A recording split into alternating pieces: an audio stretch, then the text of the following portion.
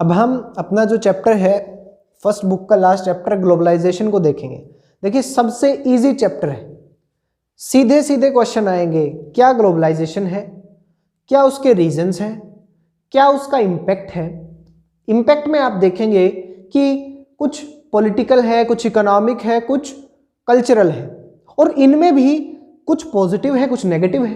तो अगर आपसे क्वेश्चन ये कर लिया जाए कि what are the positive impacts, तो आप पॉलिटिकल, इकोनॉमिक और कल्चरल तीनों के पॉजिटिव मिला के लिख देंगे, और अगर नेगेटिव पूछा जाए तो तीनों के नेगेटिव लिख देंगे, सिंपल। और क्या आएगा इसमें कि इंडिया का क्या जो है रवैया रहा है ग्लोबलाइजेशन की तरफ, सिर्फ इतना सा है। सबसे इजी चैप्टर है, इसमें मार्क्स नहीं कटवाने आपको, नोट डाउन करते चलें आप साथ ही।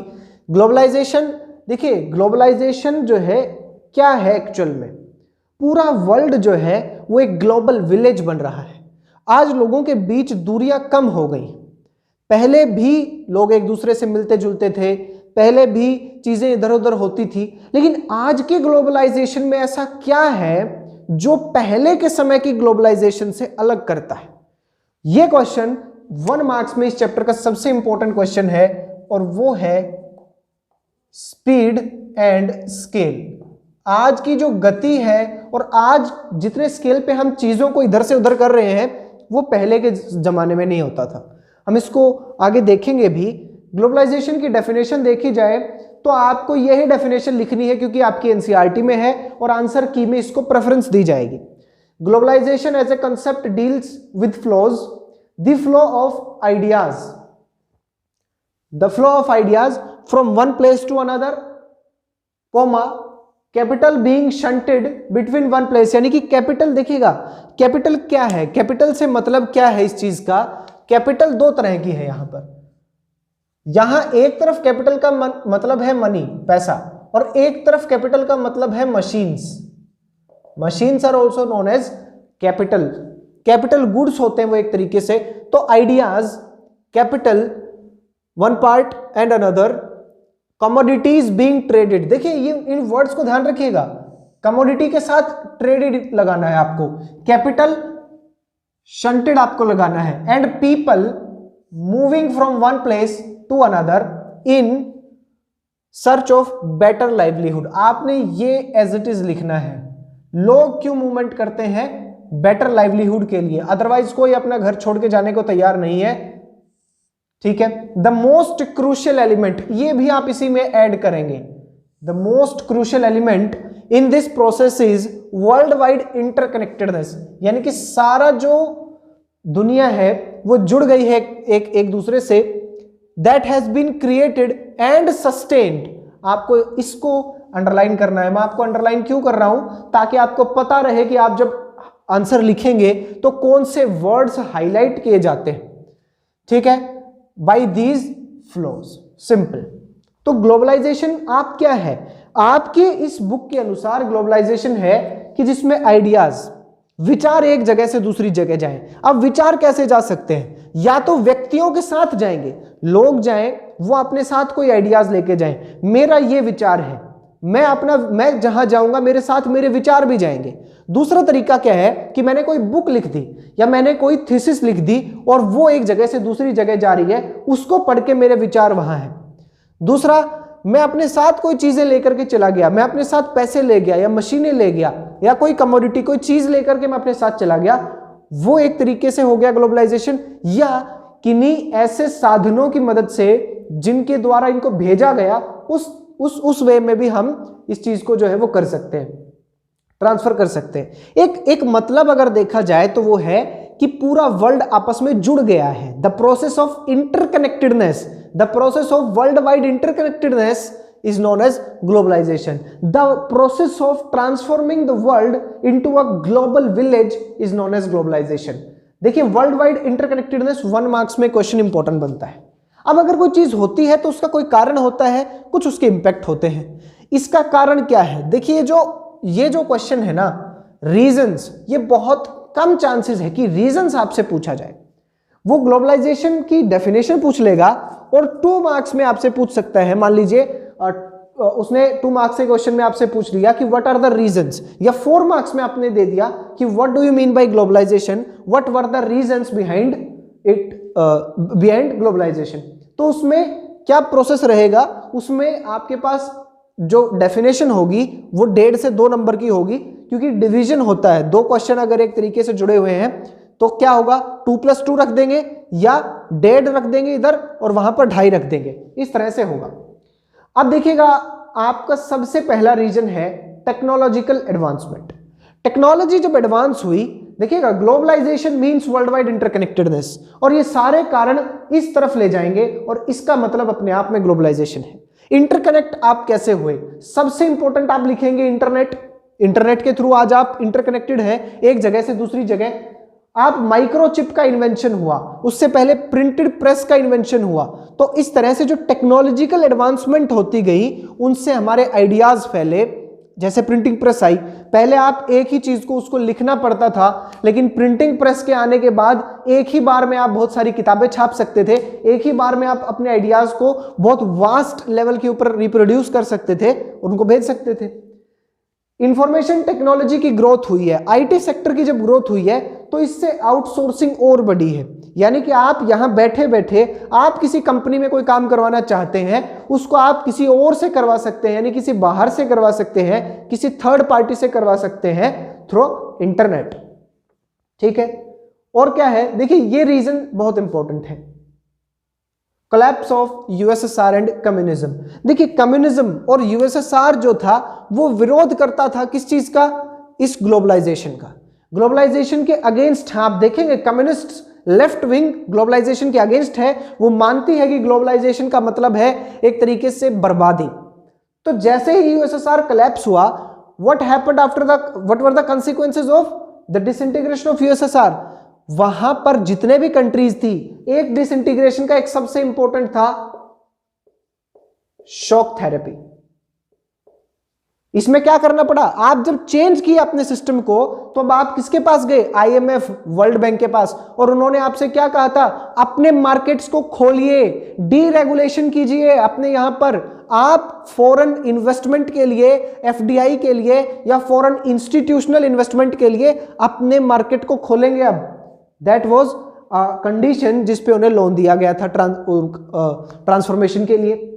तो वो एक रीजन था। Advancement in transport and communication, देखिए कम्युनिकेशन, टेलीफोन आ गए हैं, आज आप बैठे बैठे कितनी दूर, हजारों किलोमीटर दूर बात कर सकते हैं।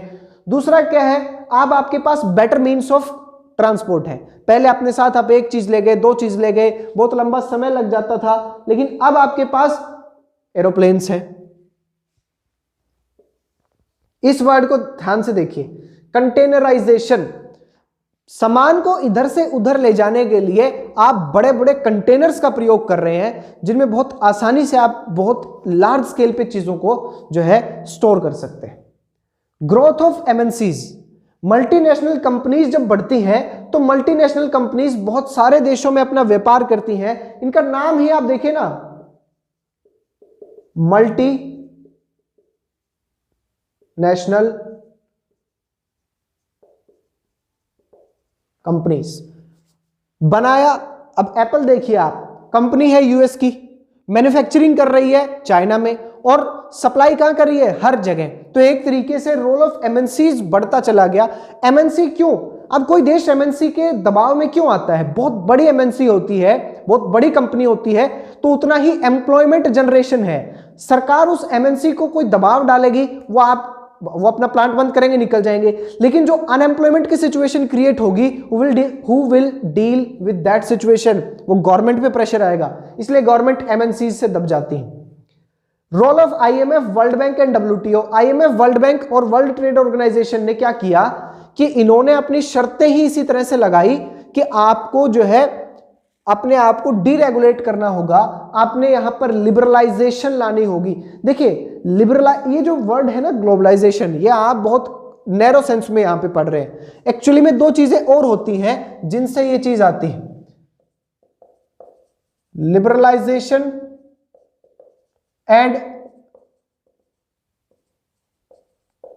प्राइवेटाइजेशन। ये 2 प्रोसेसेस होती हैं और इनका एक तरीके से आउटकम होता है ग्लोबलाइजेशन। जब आप लिबरलाइज करेंगे, लिबरलाइज का मतलब है ट्रेड बैरियर्स जो आपने लगा रखे हैं, उन ट्रेड बैरियर्स को जब आप हटा देंगे, वो ट्रेड बैरियर्स कैसे हो सकते हैं? मान लीजिए विदेश से कोई चीज 10 रुपए की आई, मैंने एक ट्रेड बैरियर लगा दिया कि आप इस चीज की केवल 2 यूनिट मंगवा सकते हो देश में, यानी कि मैंने कौन सा बैरियर लगा दिया? मैंने कोटा बैरियर लगा दिया, केवल 2 मंगवा सकते हैं आप। दूसरा मैंने क्या किया? मैंने टैरिफ बैरियर्स लगा दिए कि कितनी ही यूनिट मंगवा लो, लेकिन आपको जो है मुझे ड्यूटी देनी पड़ेगी, इंपोर्ट ड्यूटी देनी पड़ेगी 2 रुपए की, जिससे वो चीज महंगी हो जाएगी, तो कोटा हो जाएगा या टैरिफ बैरियर्स आपके लग जाएंगे। ये आपकी लिबरलाइजेशन के लिए एक नुकसान है, मतलब इनके बिना नहीं हो सकती, इनको हटाना पड़ेगा। तो द रिमूवल ऑफ टैरिफ और quota barriers is called liberalisation. Privatisation क्या है कि पहले आपकी कंट्री में, इंडिया में भी देखें तो गवर्नमेंट सब कुछ ओन करती थी, प्राइवेट इंडिविजुअल्स के हाथों में चीजें नहीं दी गई थी। तो the process of privatisation means कि अब गवर्नमेंट के हाथों से चीजें, वो सेक्टर, वो जगह जहां गवर्नमेंट की जरूरत नहीं है, वो चीजें प्राइवेट को दे दी जाए, वो प्राइवेटाइजेशन है। और इन्हीं से मिलकर के फिर इनका आउटकम बनता है ग्लोबलाइजेशन।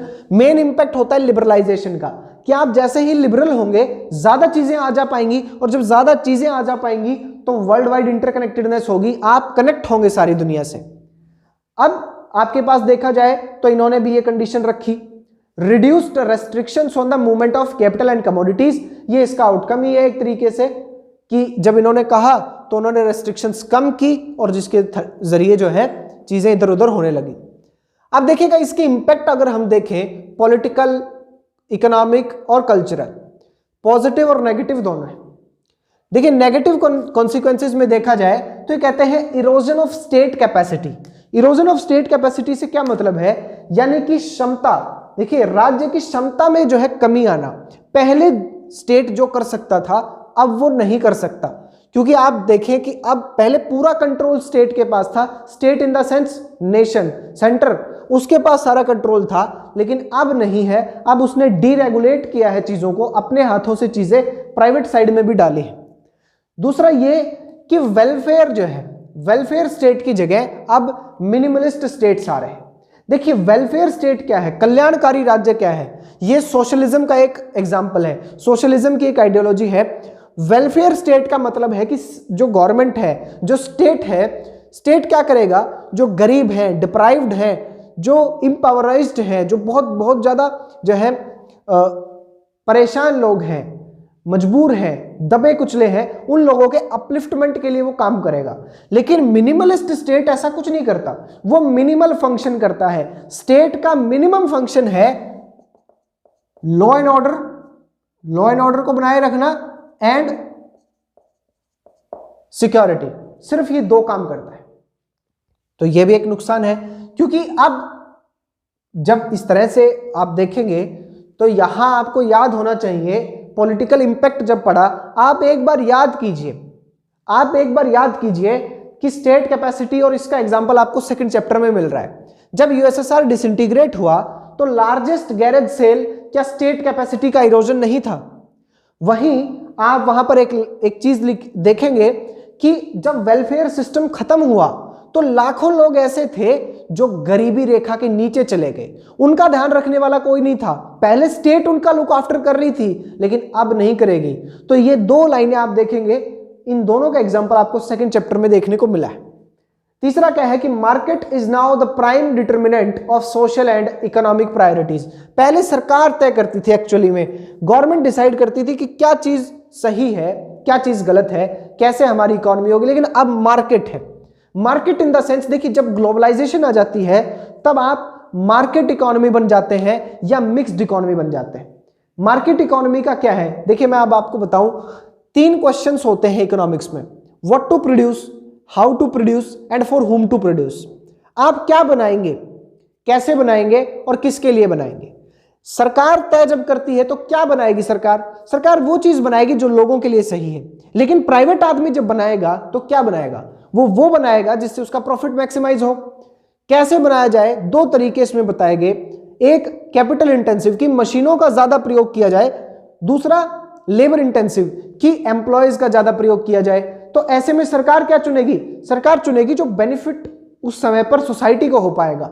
लेकिन प्राइवेट आदमी क्या चुनेगा? जिसमें उसका कॉस्ट ऑफ प्रोडक्शन कम हो। किसके लिए प्रोडक्शन करनी है? गवर्नमेंट प्रोडक्शन करेगी उन लोगों के लिए जिनको उसकी जरूरत है, लेकिन प्राइवेट आदमी किसके लिए प्रोडक्शन करेगा? वो उस आदमी के लिए प्रोडक्शन करेगा जिससे उसको प्रॉफिट मिले, यानी कि रिच सेक्शन के लिए। तो यहां पर मार्केट अब डिसाइड कर रहा है, मार्केट इकोनॉमी आ गई है और लोग जो है अब प्राइवेट सेक्टर का एक तरीके से इस पर दबदबा हो गया है। आप सोच रहे होंगे ये क्या बोल रहा है बीच में प्राइवेट चीजें, आपको मैंने बताया इन दोनों चीजों का आउटकम है ग्लोबलाइजेशन एक तरीके से। अब मार्केट में जो चीज चल रही है उसी हिसाब से सब कुछ चलेगा।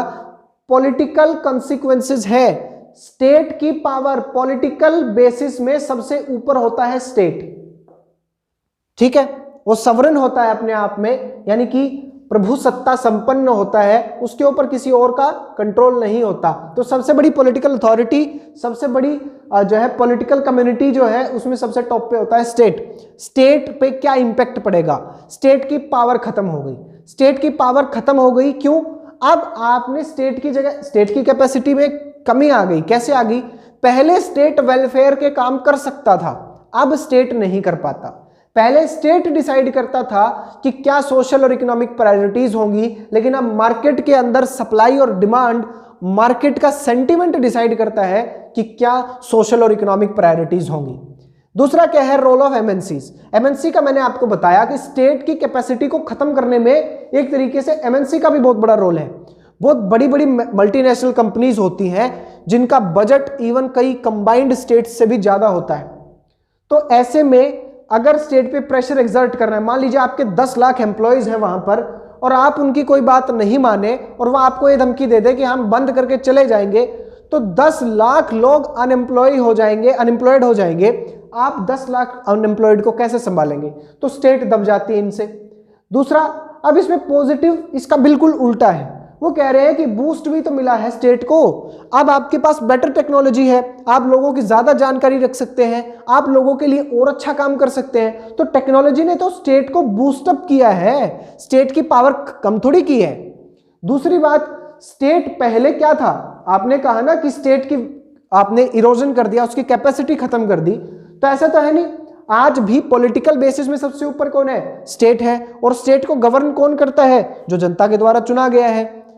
तीसरी बात ये, उन्होंने कहा कि आप कह रहे हैं कि जी वेलफेयर स्टेट से मिनिमलिस्ट स्टेट हो गया, यानी कि स्टेट ने बहुत सारे सेक्टर्स से अपने आप को वापस निकाल लिया, केवल लॉ एंड ऑर्डर का काम कर रही है। तो भाई स्टेट ने उसी सेक्टर से अपने आप को निकाला है जहां उसको सही लगा विड्रॉ होना। तो स्टेट विड्रॉज इटसेल्फ कॉन्शियसली, उसने सब कुछ सोच समझ करके ही उसने देखा कि ये चीज मेरे पास रखने की कोई जरूरत नहीं है, प्राइवेट हैंड्स में चीज दी जा सकती है, वो हटे वहां से। अब देखिए इससे ये पॉलिटिकल कॉन्सिक्वेंसेस हैं, ये आ सकते हैं 4 मार्क्स में। अब देखते हैं इकोनॉमिक कॉन्सिक्वेंसेस। देखिए इकोनॉमिक ग्लोबलाइजेशन का मतलब है इकोनॉमिक फ्लोज कंट्रीज के बीच में। नेगेटिव साइड में देखें तो वही, स्टेट ने जैसे ही विड्रॉ किया तो हो सकता है कुछ फ्यू जो कैपिटलिस्ट थे उनको फायदा हुआ।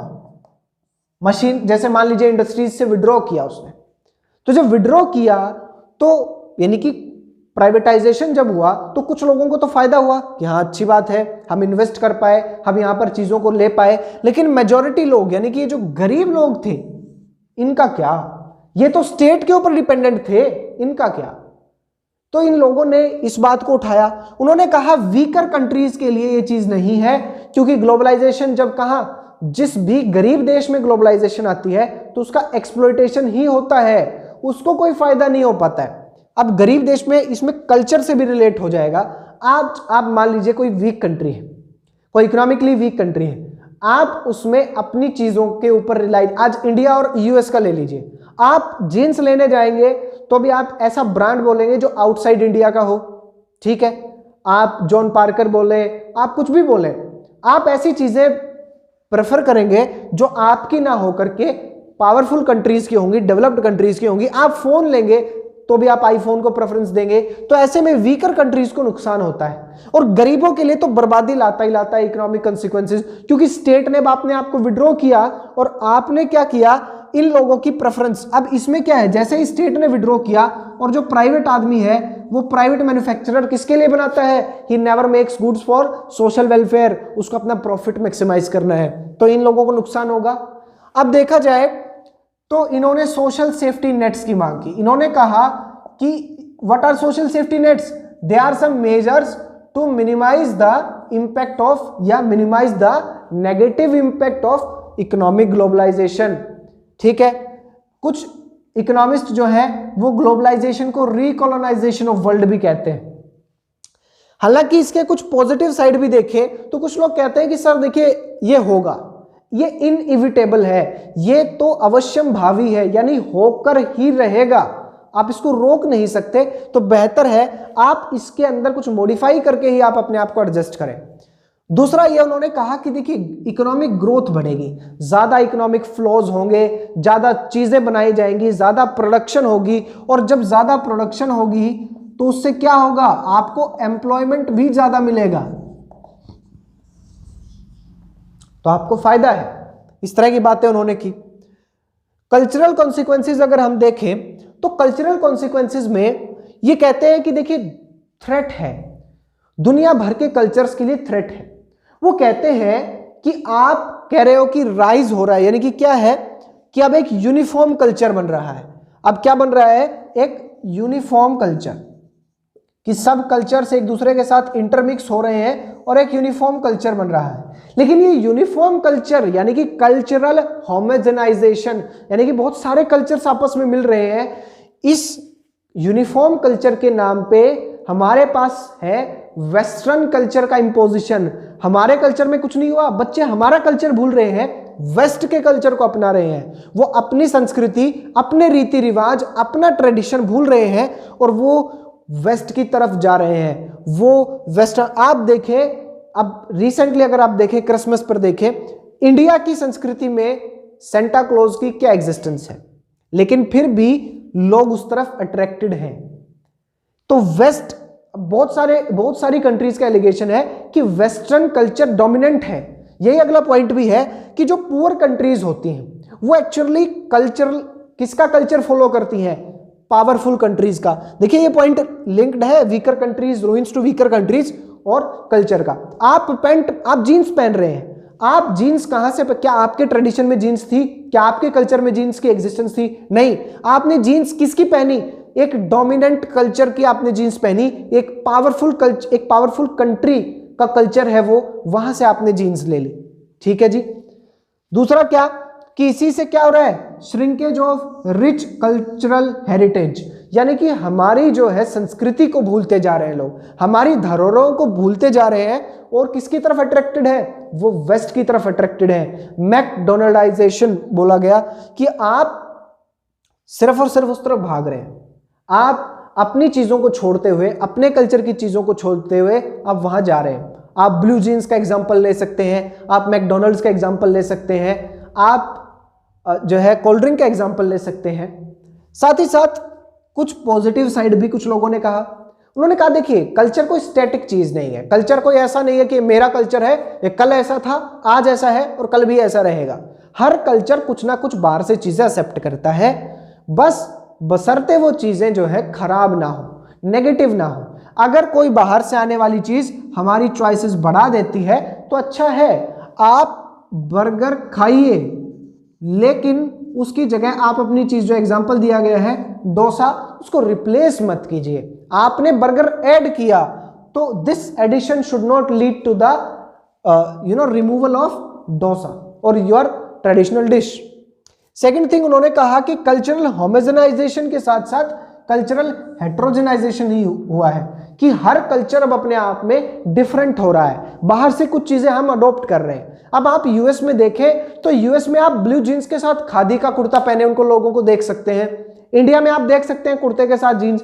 तो आप देखें हर कल्चर अपने आप में अब डिफरेंट बनता जा रहा है और डिस्टिंक्ट बनता जा रहा है। तो ये कल्चरल हेट्रोजेनाइजेशन भी है, यानी कि the opposite of cultural homogenisation. ये है इसके डेफिनेशन, रीजंस, इंपैक्ट। और अब हम देखेंगे इंडिया का क्या रोल रहा है और इंडिया पे क्या इम्पैक्ट रहा है ग्लोबलाइजेशन का। अब हम रेजिस्टेंस देखते हैं कि ग्लोबलाइजेशन का अपोजिशन कहाँ कहाँ हो रहा है। देखिए पूरे वर्ल्ड में हो रहा है, लेफ्ट विंग और राइट विंग। देखिए फ्रेंच पार्लियामेंट था, एक फ्रेंच स्टेट जनरल होती थी, एक फ्रेंच पार्लियामेंट होता था एक तरीके से। उस स्टेट जनरल के अंदर एक मीटिंग बुलाई गई थी किसी बात को लेकर के, आप उसको डिटेल में नहीं जाएंगे हम। उसमें एक साइड जो लेफ्ट साइड बैठे थे और एक राइट साइड बैठे थे। तो जो लेफ्ट वाले थे वो पुअर्स थे, यानी कि गरीबों, किसानों, मजदूरों के हितों की बात करते थे, इसीलिए लेफ्ट विंग उन्हीं की बात करती। लेफ्ट विंग का कहना है कि अमीर और अमीर हो रहा है, गरीब और गरीब हो रहा है, और ये सब कुछ इस ग्लोबलाइजेशन की वजह से हुआ है। एक्चुअल में globalisation it is a new name for global capitalism. Left wing capitalism के विरुद्ध रहती है, आपको पता होना चाहिए, क्योंकि कम्युनिज्म आप पढ़े, आपने यूएसएसआर को देखा। इन्होंने कहा reduction in state's capacity to protect the interest of poor, कि ग्लोबलाइजेशन की वजह से पॉलिटिकल कॉन्सिक्वेंसेस जो हुए नेगेटिव, जिसकी वजह से स्टेट अब गरीबों के हितों की उतनी रक्षा नहीं कर पा रहा। राइट विंग का कहना है कि स्टेट कमजोर हुई, साथ ही साथ राइट विंग कल्चर को लेकर के बहुत एक्टिव रहती है। इंडिया में भी आप देखेंगे कल्चरल वैल्यूज को प्रोटेक्ट करना चाहते हैं कि हमारा कल्चर जो है वो खतरे में है।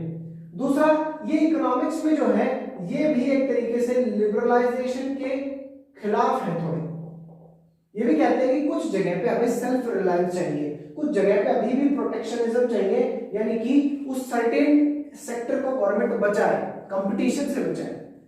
1999 में WTO यानी कि वर्ल्ड ट्रेड ऑर्गेनाइजेशन की एक मीटिंग होती है सिएटल में। यहां पर गरीब देशों ने उनके रिप्रेजेंटेटिव से आवाज उठाई कि ग्लोबल इकोनॉमिक सिस्टम में हमारी बातों को नहीं सुना जा रहा, वेस्ट और पावरफुल कंट्रीज जो चाहे वो कर रही हैं। एक और ऐसी ऑर्गेनाइजेशन है WTO। WTO एक ऐसा प्लेटफॉर्म है जहां पे women activist, environmental activist, students, youth, है ना, वर्कर्स वगैरह सब आते हैं और वो प्रोटेस्ट करते हैं किसके लिए, किसके खिलाफ, ग्लोबलाइजेशन।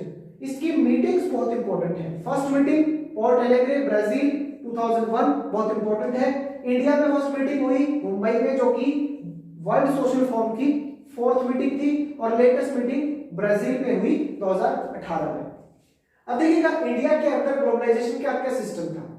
आप ड्यूरिंग ब्रिटिश आप देखिए ग्लोबलाइजेशन इंडिया में हमेशा से है, लेकिन ड्यूरिंग ब्रिटिश हमारा नुकसान उन्होंने किया, बहुत नुकसान किया।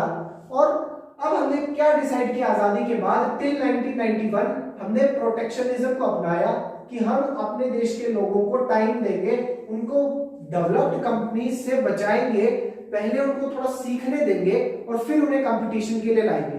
तो हमने प्रोटेक्शनिज्म अपनाया, लेकिन ड्यू टू फाइनेंशियल क्राइसिस, बहुत बड़े फाइनेंशियल क्राइसिस आ गए, हमें $7 बिलियन का कर्ज लेना पड़ा, और इसीलिए IMF ने भी हम पर वही कंडीशन लगाई कि ग्लोबलाइज कीजिए, लिबरलाइज कीजिए अपने आप को, और तब से ग्लोबलाइजेशन यहां है। देखिए यहां पर भी लेफ्ट और राइट का वही बात है, ये भी लेफ्ट हमेशा से लिबरलाइजेशन के खिलाफ है। इंडियन सोशल फोरम करके एक है लेफ्ट ऑर्गेनाइजेशन जो इसका विरोध करती है कि गलत हुआ। दूसरा क्या है कि फार्मर और वर्कर्स यूनियन जो है वो MNCs के खिलाफ प्रोटेस्ट करती है, मल्टीनेशनल कंपनीज के खिलाफ प्रोटेस्ट करती है। ये आएगी तो हमारी दुकानें, हमारा जो है काम चला जाएगा। हमारे जो है शॉपकीपर्स, अगर आप देखें शॉपकीपर्स, वो भी किसके खिलाफ कर रहे हैं, रिटेल चेन्स के खिलाफ, कि आज होम डिलीवरी हो रही है, आप शॉपकीपर्स यानी कि रिटेलर्स को खत्म कर रहे हैं, आप जहां से चीज बन रही है फैक्ट्री और उससे डायरेक्ट कस्टमर तक पहुंचा रहे हैं, बीच की चेन को तोड़ रहे हैं, तो इन लोगों का एम्प्लॉयमेंट जा रहा है। यहां राइट विंग कहती है कि आपने हमारे मेडिसिनल प्लांट जैसे कि नीम, जैसे तुलसी, इन सबको आपने पेटेंट करवा लिया, जबकि ये हमारी चीज है। और पेटेंट का मतलब होता है कि केवल आपका अधिकार है, यानी कि एक्सक्लूसिव राइट्स हैं आपके पास उस चीज के।